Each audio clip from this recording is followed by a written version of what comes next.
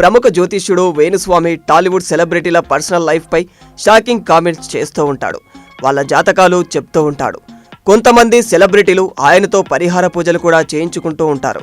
అయితే గతంలో Venu Swamy pan India star Prabhas పైన కొన్ని కామెంట్స్ కూడా చేశారు. సలార్ మూవీ కూడా హిట్ కాదని ఆయన చెప్పారు. అయితే డిసెంబర్ 22న విడుదలైన సలార్ చిత్రం బ్లాక్ బస్టర్ అయిపోయింది. అదిరిపోయే వసూళ్లతో బాక్సాఫీసు వద్ద రికార్డులను కొల్లగొడుతోంది. దీంతో ప్రభాస్ ఫ్యాన్స్ పండగ చేసుకుంటూ ఉన్నారు. ఇంకేముంది, సలార్ సైతం ఫ్లాప్ అంటూ కామెంట్ చేసిన వేణుస్వామిని ఓ రేంజ్లో ట్రోల్ చేస్తూ ఉన్నారు. అయితే తనపై వస్తున్న ట్రోలింగ్ మీద వేణుస్వామి స్పందించారు. తనని ట్రోల్ చేస్తున్న వారికి గట్టి కౌంటర్ కూడా ఇచ్చారు.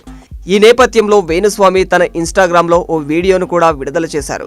అందులో ఇలా రాసుకొచ్చాడు: ఒరే ఆస్ట్రేలియా ఆజాము, సూపర్ స్టార్ అంటే విడుదలైన సినిమాల్లో 90% సినిమాలు హిట్లు కొట్టడం, అంతేగాని విడుదలైన 4 సినిమాల్లో ఒకటి హిట్ కొడితే ఏమనాలిరా ఆజాము, ఆస్ట్రేలియా ఆజాము, 4 సినిమాల్లో ఒక్క సినిమా హిట్ కొట్టడం కాదురా ఆజాము ఆస్ట్రేలియా అంటూ రాసుకొచ్చాడు.